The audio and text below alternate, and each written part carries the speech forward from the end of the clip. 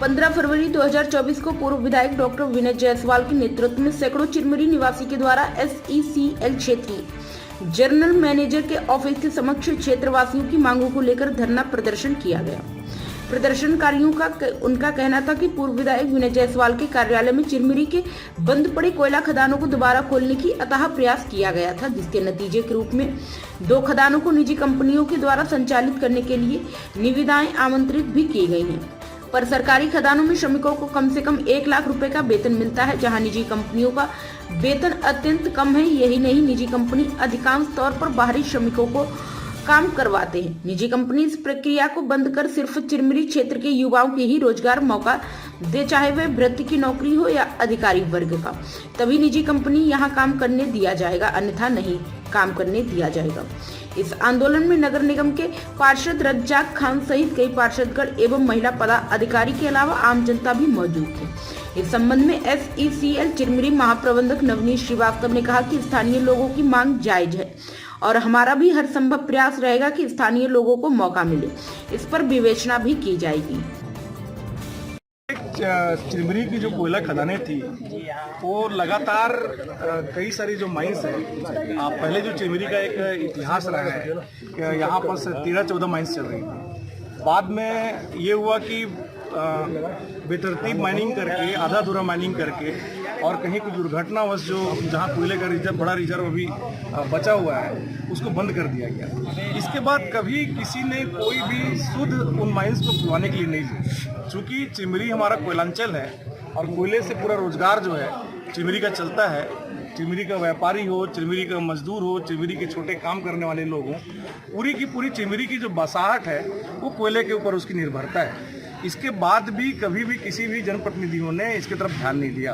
18 में यहाँ के जनप्रतिनिधि बनने के बाद, यहाँ के लोगों का प्यार और दुलार मिलने के बाद सन 2020 में हमने लगातार ये प्रयास किया कि जो बंद हुई माइंस हैं उसको खोला जाए। उसके लिए हम लोग अपने साथियों के साथ यहाँ धरना किए, यहाँ प्रदर्शन किए और पहली बार 2020 के बाद SECL का जो प्रबंधन है उसके संज्ञान में ये बात आई और उन्होंने पत्राचार किया कि डीजे जो इनका सेफ्टी का जो रूल है और जो बंद खदानें हैं उसको कैसे खोला जाए। हमारे जो यहाँ पर एक्सपर्ट हैं, हमारे जो चिरमिरी के जो पुराने जो कामगार हैं जिन्होंने कोयले खदानों में वर्षों तक काम किया है, उनको लेके हम लोगों ने लगातार उनके साथ मेहनत की और उसका परिणाम ये हुआ कि कोयला खदान खुलने की और जो बंद कोयला खदानें हैं या फिर जो दुर्घटना के कारण जो बंद खदानें हुई हैं उनको खोलने का जो ऑर्डर है वो SECL ने दिया।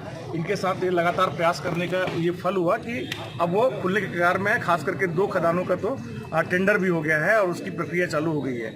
लेकिन खदानों को खोलने का औचित्य तभी है, एक तो प्राइवेट सेक्टर में जो सरकार की जो नीति है उन्होंने SECL को पूरा प्राइवेट सेक्टर को दे दिया है, जिससे रोजगार में भारी कमी आई है। जहां हमारे जो पिताजी हैं, हमारे चाचा मामा जिनका नौकरी लगा था 80 के दशक में, आज उनको 1-1 लाख रुपए तनख्वाह मिलता है। आज अगर प्राइवेट सेक्टर को देने का सबसे बड़ा नुकसान ये हुआ कि जहां हमारे पिताजी लोग को 1,80,000 रुपये तनख्वाह मिल रहा है, हमारे बच्चे जो प्राइवेट में काम कर रहे हैं वो दिहाड़ी मजदूर की तरह काम कर रहे हैं, तो 12,000-15,000 पा रहे हैं। इसके बाद भी वो नौकरी भी हमारे चिरमिरी के बच्चों को नहीं दी जा रही है। अभी जो कंपनी आ रही है वो लगातार उनका ये प्रयास है कि वो अपने लोगों को लेके आए, बाहर के लोगों को लेके आए। तो हम लोगों का ये कंसर्न है, हम लोगों का ये आज के धरना का ये एक संदेश है कि 100% जो एम्प्लॉयमेंट है, रोजगार जो है हमारे चिरमिरी के लोगों को मिलना चाहिए। हमारे चिरमिरी की युवतियों को, चिरमिरी के युवाओं को वो नौकरी मिलना चाहिए। वो ड्राइवर का नौकरी हो, क्लीनर का नौकरी हो, क्लर्क का नौकरी हो, डाटा एंट्री ऑपरेटर का नौकरी हो, प्यून का नौकरी हो, जितने भी यहाँ पर योग्य हैं, योग्यता रखते हैं, उनको पूरा का पूरा 100% एम्प्लॉयमेंट चिरमिरी के लोगों को देना पड़ेगा। और यदि इसमें अगर कोई बात होती है, चिरमिरी के युवाओं के ऊपर अगर बात आती है, चिरमिरी के युवाओं के रोजगार के ऊपर अगर कोई बात आती है, तो हम कोई भी खदान को नहीं खोलेंगे। मेरा सारी बातें भैया संघर्ष करो, भैया संघर्ष करो, हम तुम्हारे साथ हैं। उन्होंने ज्ञापन सौंपा है। उनका मांग ये है कि स्थानीय लोगों को जो है यहाँ पे ठेकेदारी काम में प्राथमिकता दिया जाए, रोजगार दिया जाए। जी। तो उस पर हम लोग जो है सहानुभूतिपूर्वक विचार कर रहे हैं और स्थानीय लोगों को भी जहाँ भी संभावना रहेगी उनको रोजगार दिया जाएगा। जी